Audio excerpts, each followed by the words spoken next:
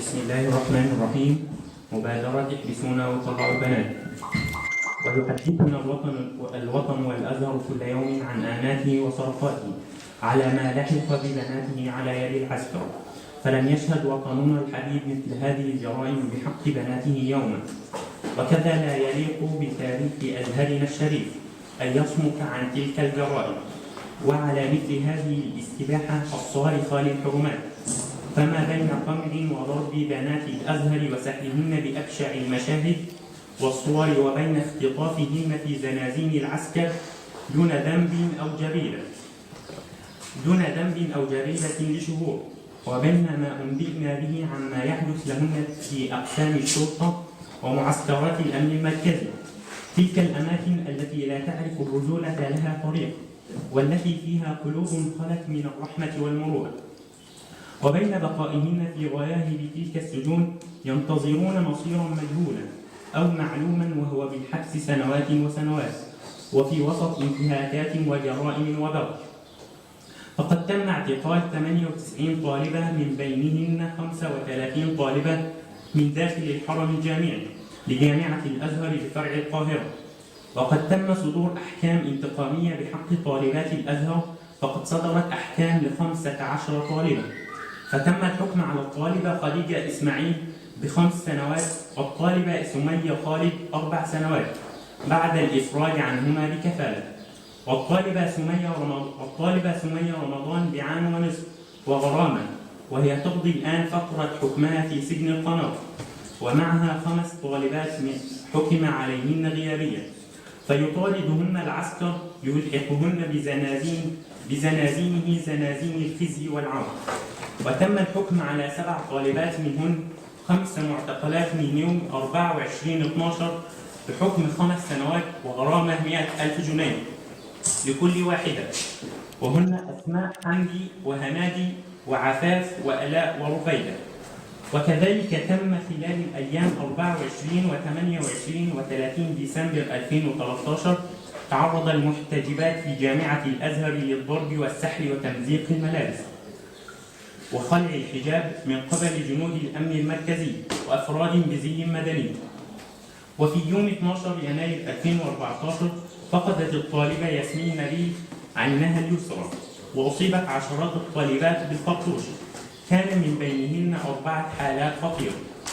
وفي اليوم نفسه اختطفت قوات الأمن 4 من الطالبات ودجوا بهن في السجون. كما تتعرض بنات الأزهر لانتهاكات في أقسام الشرطة، وخاصة قسم ثاني مدينة نصر ومعسكر السلام لجنود الأمن المركزي وقسم أول القاهرة الجديدة، فلدى وصولهن يتعرضن للاعتداء اللفظي والجسدي بالضرب المبرد، حتى أن آثار التعذيب ظهرت عليهن. كما يتعرضن لتفتيش ذاتي يصل إلى درجة التحرش. كما تعرضت 8 من المعتقلات إلى عمل كشف العذرية، بينما تعرض 35 من المعتقلات التي أجري عليها اختبار الحمل. وقد ذكرت بعض الطالبات المفرج عنهن أنه تم تهديدهن بالاغتصاب، مما جعلهن يعيشون في حالة من الرعب النفسي طيلة أيام اعتقالهن. حسبنا الله ونعم الوكيل. ثم ها هو شيخ الأزهر ورئيس جامعته قد تخاذلوا أقبح التخاذل، ولم يدافعوا عن الحرمات المستباحة أو حتى أن يغضبوا لها، بل صمتوا في تواطئ واضح على هذه الجرائم التي يندى لها جبين كل حر. وما كان أبدا لطلاب الأزهر الأحرار أن يقفوا مكتوفي الأيدي أمام كل هذه الجرائم، فمن إذن للشهامة والمروءة والرجولة إن لم يكن لها طلاب الأزهر؟ وقف أحرار الأزهر موقفا يسطر تاريخ البطولة والفداء، فها هم أبناء الأزهر يطلقون حملة الفداء احبسونا وطلعوا البنات. فيعرض أبناء الأزهر أن يفتدي 3 طلاب منهن أنفسهم مقابل خروج طالبة واحدة من غياهب السجون. يعرض طلاب الأزهر حريتهم مقابل حرية البنات، ما دام النظام المزعوم أبى إلا الظلم والحبس والقمع.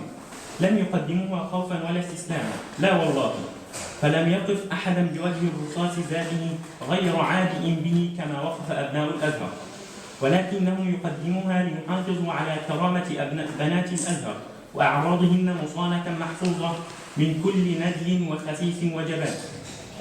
يطرح طلاب الأزهر هذه المبادرة وقد خزل العالم بأسره بنات الأزهر، فقدم طلاب الأزهر هذه المبادرة، والتي هي مبادرة النخوة والرجولة والغضبة للحرمات والأعراض التي رباهم عليها أزهرهم. فإن كان لدى العسكر شيئا من الرجولة التي لم يعرفوا عنها شيئا فليقبلوا هذا العرض، وليستبدلوا بنات الأزهر بطلابه صونا لأعراض البنات من خستهم وحفاظا على الحرمات. وإن كان حبس الطلبة ظلم وخيانة فحبس البنات عار لا يماثله عار. وليدرك العسكر أن هذه الحملة هي أول طريق الفداء، وإن لم يقبلوا بهذا العرض فإننا لم نعدم الحيلة أبدا، وأن هذا الأمر له ما بعد.